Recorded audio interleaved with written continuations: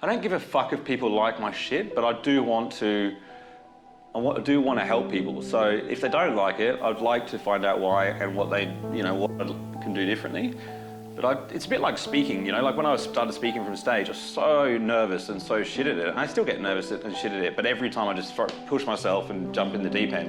And every time I record a video, it's exactly the same, because I know every time you do it, you get more comfortable, get better. Getting over that feeling and just doing it anyway is what holds most people back. As you get in the practice of doing that, just overcoming that little bit of hesitation, a little bit of fear, and you can just overcome that as a practice, that in itself is probably the single most valuable asset that you can have to be successful in life.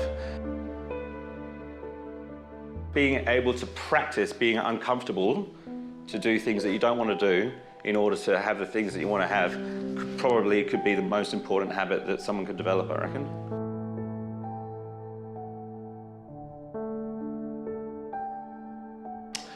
If you ask a bodybuilder, what do you do if you wake up in the morning and you don't feel like going to the gym? If you ask a professional bodybuilder, he'll say, I go anyway. So if you're producing content to build a personal brand and you wake up and you don't feel like filming that day, you do it anyway.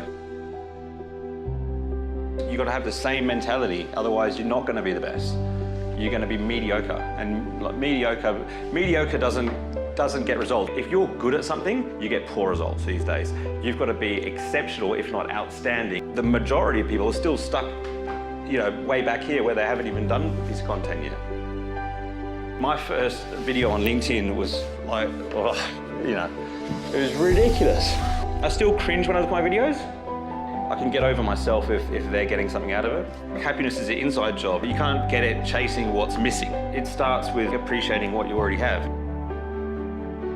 Being grateful is basically the foundation of living a fulfilled life. If we're going to point out all the things that are bad, complain about all of the fucking shit, why can't we also point out all the good stuff and appreciate every day what's awesome? It's a choice. You just got to decide to do it.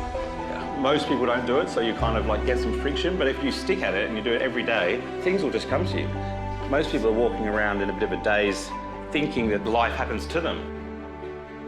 They don't realise that they're the designer of their own life and they can have whatever kind of life they fucking want.